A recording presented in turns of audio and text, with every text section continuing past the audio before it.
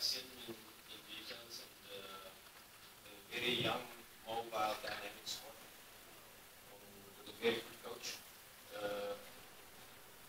Everybody looks at them. They lost their first two group games, but if you analyze the matches, both matches you could say they could have won.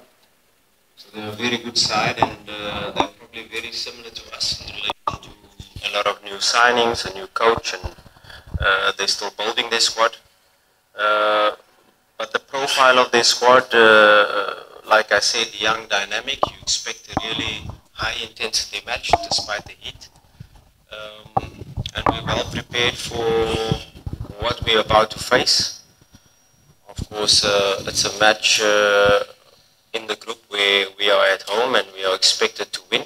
And we'll do everything in our power to be able to prepare and plan and exploit the details of our plan in the match to be able to get the 3 points. Yes, they are a very good side. You know, they're a big team in Tunisia.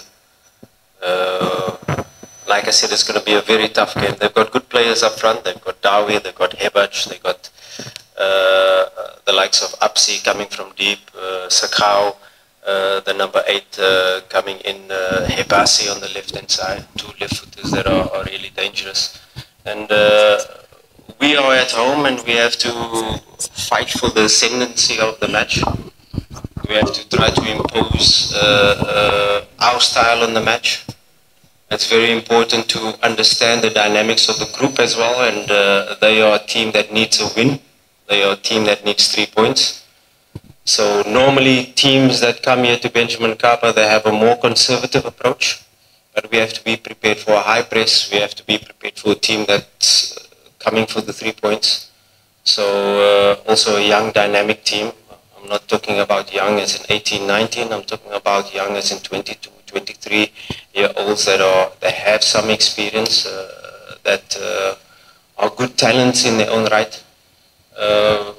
A very good question in relation to the second half performance, and it was probably 3 minutes where we conceded the 2 goals. And we've, of course, as coaches, if you look at the FC Bravos match, a flawless first half, 0 shots against, coming into our box. We could have played with the centre back in the goals in the first half against Bravos, and within the first 3-4 minutes of the second half, we conceded a penalty. We look not only into these 2 matches, but also into our matches in the league, where we've had similar patterns, and what could be the reason for that. Of course, as technicians, you go into all details to be able to find the reason and try to put mechanisms in place so that you can start the second half as you played the first half. And of course, that is the goal. That is what we want the players to execute, not only for 45 minutes, but for 90 minutes. And we've put all mechanisms in place to be able to have a balanced approach for 90 minutes. We know that we also need the 3 points, but we have to be very smart in relation to how we approach the game. It is a game, and it's a match at home that Simba always wants to win. But a match like this, dominating on the one hand, but knowing that they will leave their quick wingers perhaps in rest attack to catch you on the counter attack, so you have to be aware of that. And it's not only wingers that will be cheating, or not only wingers that will be staying probably behind our fullbacks and allowing our fullbacks to attack. And these are the moments where we have to put our mechanisms of rest defense in place, but also try to finish every action off with a shot at goal. So it's very important how we approach this match, very aware of all their possibilities and how they are going to set up. But if we apply ourselves, like we've been speaking about now, for the consistently over 90 minutes, I don't think we'll have a problem. Yeah, it's you can talk about creating chances, or you can talk about XG or expected threat, and how you approach different matches away from home or at home. I think we had a very good performance overall away from home. probably better than our Al Ahly Tripoli match in Libya, away from home, with the 0-0. Was more balanced performance from our side if you compare the other match, Al Ahly Tripoli. Maybe they should have gotten a penalty in Libya. We drew that match, we got a point away from home. This match, I think we, if not, should have won it, because we had the lead at halftime, minimum to get a point out of the game. So it's a match that we have to manage a bit better. And these CAF away matches, if you switch off for a few seconds, you concede a goal. If you play with 10 men while your players is injured, and you keep playing with 10 men, you can concede a goal. And that's what happened in 3 minutes, that we conceded the two goals. If you talk about an individual player, Jean-Charles Ahoua, not only him, but each and every player, we go into details in relation to their performances. Ahoua had a very good defensive performance against away from home against Constantine. Not so good in his attacking performance. A lot of balls too easily losing the ball. And of course, it was in relation to when you go through the game and you go through his corrections, and we sit with him individually in the video to try to show him which areas he can improve. Sometimes it's positioning, sometimes it's body position in relation to receiving the ball. A lot of the times with a wet pitch, he allowed the ball to run and the opponent was pressing aggressively. These are small details that you have to correct. Yes, it was an unfamiliar role that we put him in. You have to take that into consideration as well. And he sacrificed himself for the team.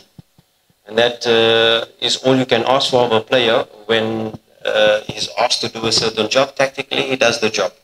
Yes, the performances and mistakes can happen, and that's part of it. And that is our job as coaches, to be able to try to improve a player, to be able to have the same consistent attacking performance away from home and at home.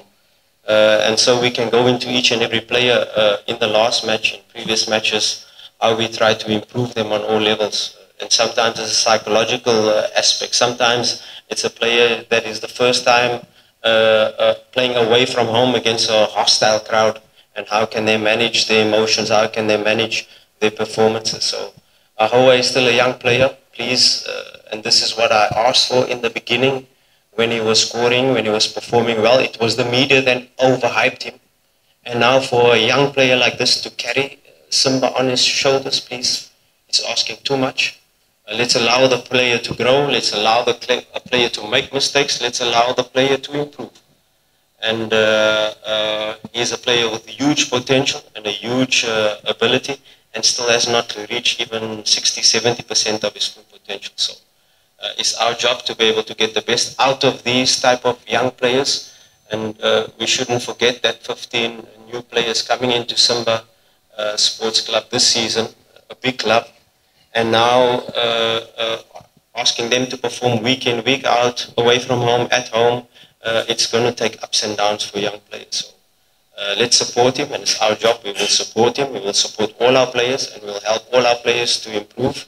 And that is the process we will do. And when a match at home comes like this, it's all about us correcting the players beginning of the week, and then building up them psychologically and building up their confidence to be able to perform. Because on match day, on Sunday, it's the performance phase of the week, and we expect them to perform no matter what the age when it comes to match day. And we put that demands on not only Ahoua, but each and every player of our squad. Yeah, I have to first of all compliment the medical team, the rehab team,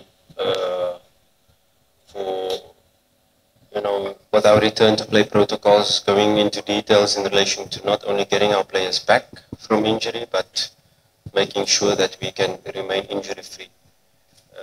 Finally, we have our full squad available. Kagoma has started the process of integration last week, and this week is finally had a full week of training. And so is Joshua Mutali as well.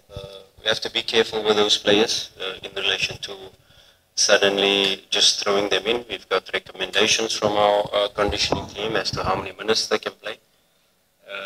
In relation to your other question, lineup and rotation, I don't think I'm going to divulge too much to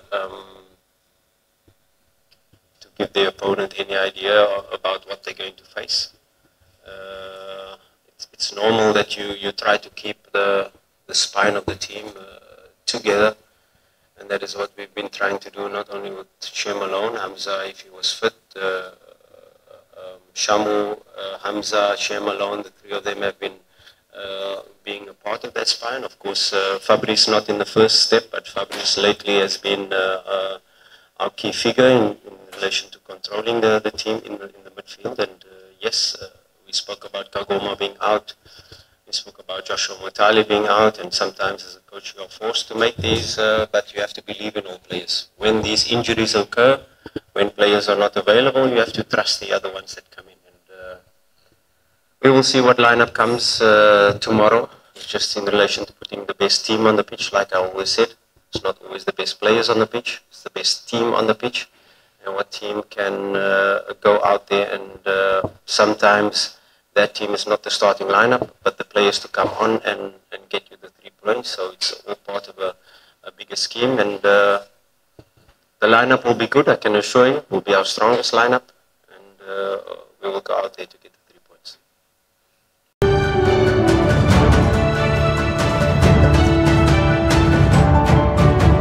ubatv, excellence is our signature.